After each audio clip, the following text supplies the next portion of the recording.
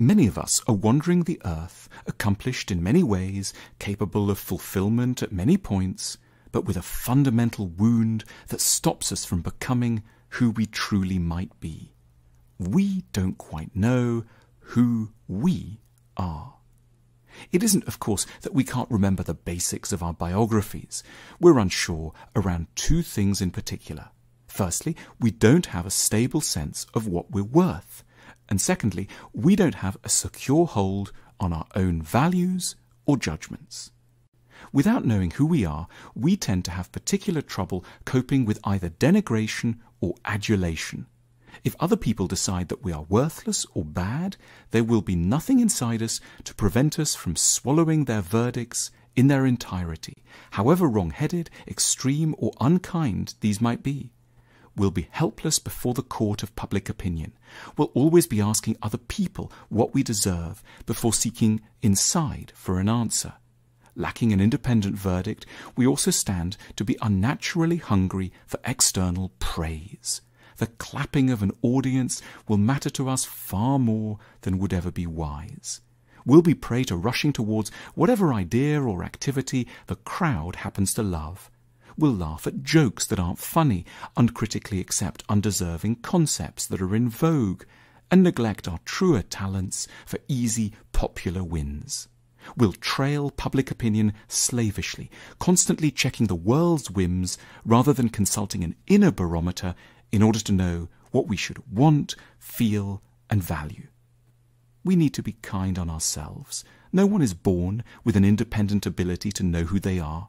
We learn to have an identity because, if we're blessed, in our early years, someone else takes the trouble to study us with immense fairness, attention, and kindness, and then plays us back to us in a way that makes sense and that we can later emulate.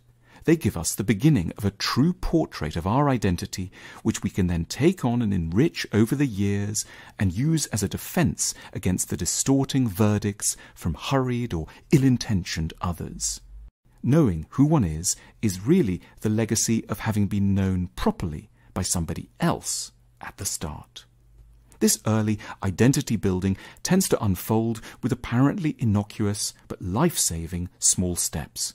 "Oh, that must really have hurt," a parent might say in response to an upset, thereby validating an infant's own feelings.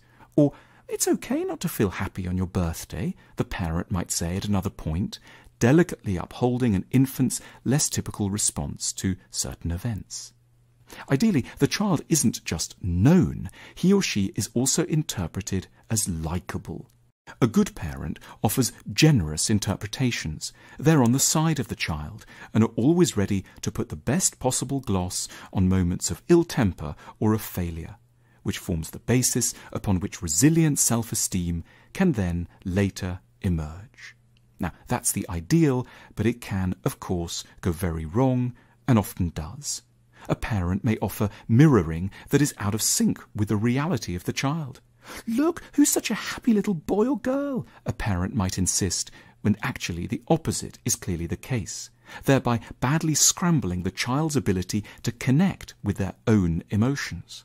Or the parent might only lend the child a very harsh, punitive way of interpreting itself, repeatedly suggesting that the child is ill-intentioned or no good. Or the parent may simply not show very much interest in the child, focusing themselves elsewhere, so that the child grows up with a feeling that not only is it not worth cherishing, but also, because it hasn't been adequately seen and mirrored, that it doesn't even quite exist. A feeling of unreality is the direct consequence of emotional neglect. Realizing that we lack a stable identity is a sobering realization, but we can, with a fair wind, start to correct the problem at any point. We need to seek out the help of a wise and kindly other person, perhaps a good psychotherapist, someone who can study us closely, mirror us properly, and then validate what they see. Through their eyes, we can learn to study, perhaps for the first time, how we really feel, and take seriously what we actually want. We can, by being witnessed generously, more often learn to take our own sides and feel increasingly solid inside, trusting ourselves more than we trust the crowd. feeling that we might be able to say no, not always swaying in the wind, and feeling that we are in possession of some of the ultimate important truths about us. Having come to know ourselves like this, we will be a little less hungry for praise, a little less worried by opposition, and a lot more original in our thinking. We will have learned the vital art of both knowing and befriending who we really are. Our Know Yourself cards can help us to better understand the deepest, most elusive aspects of ourselves. Follow the link now to learn more.